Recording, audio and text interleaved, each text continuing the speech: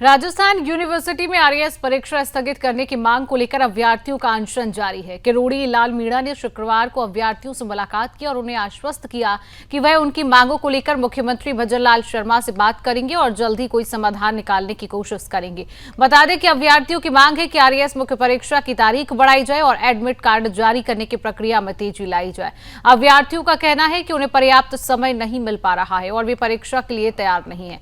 अभ्यर्थी का कहना है कि जब तक उनकी मांगे नहीं मानी जाती है वे अनशन खत्म नहीं करेंगे और परीक्षा 2024 का आयोजन 17-18 जून को होना है। अभ्यर्थियों का कहना है कि पिछली परीक्षा का अंतिम परिणाम अभी तक नहीं आया है। इस कारण बड़ी संख्या में ऐसे अभ्यर्थी भी इस बार परीक्षा दे रही हैं जो पिछले परिणाम का इंतजार कर रहे हैं। अभ्यर्थियों की प्रमुख मांग है कि परीक्षा की तारीख कम से कम 3 महीने आगे बढ़ाई जाए। इसके साथ ही वे आरपीएससी से एक वार्षिक परीक्षा कैलेंडर जारी करने की भी मांग कर रही हैं ताकि भविष्य की परीक्षाओं को लेकर स्पष्टता रहे।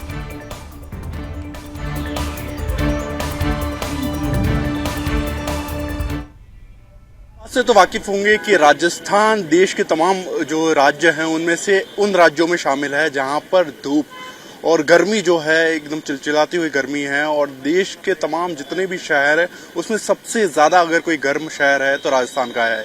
लेकिन इसी गर्मी में यहाँ पर कुछ छात्र हैं जो लगातार आंदोलन कर रहे हैं और आज लगातार उनका 9वां दिन है और 9वें दिन ये आंदोलन कर रहे हैं। उनकी जो परीक्षा है आरएस मेंस की जो परीक्षा है, जिस तरीके से यूपीएससी होती है वैसे राजस्थान में आरपीएससी ये आरएस का एग्जामिनेशन कराता है और उसको स्थगित कराने के लिए ये लगातार प्रदर्शन कर रहे हैं। बकायदा इसको लेकर जो बीजेपी प्रदेशाध्यक्ष है वो भी यहाँ पर आए, उन्होंने तमाम आश्वासन दिए लेकिन कोई फाइनल डिसीजन इसके ऊपर नहीं हो पाया है और इसको लेकर लगातार भूख हड़ताल इनकी जारी है।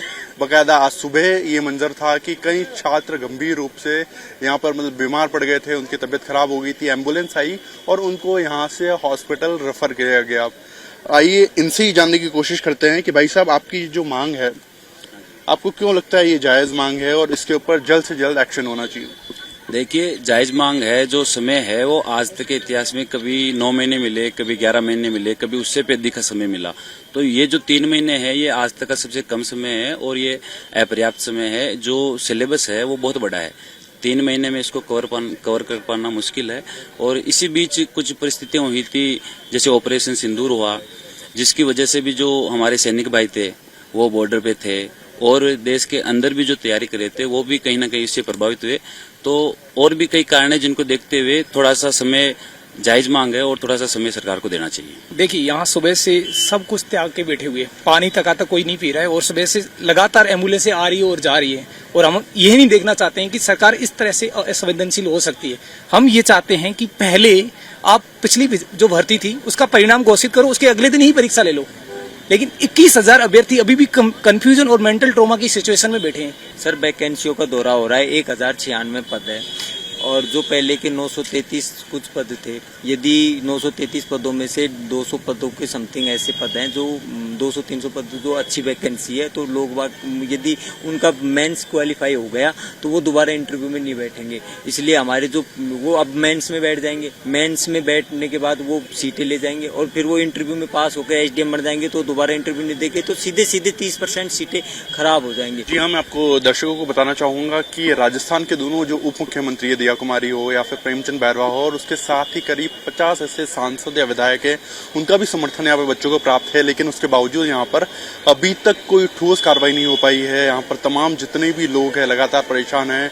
कई लोगों की तबीयत बिगड़ चुकी है क्योंकि ये चिलचिलाती हुई गर्मी है और उसके बावजूद यहाँ पर अभी तक कोई ठोस कार्रवाई नहीं हो पाई है।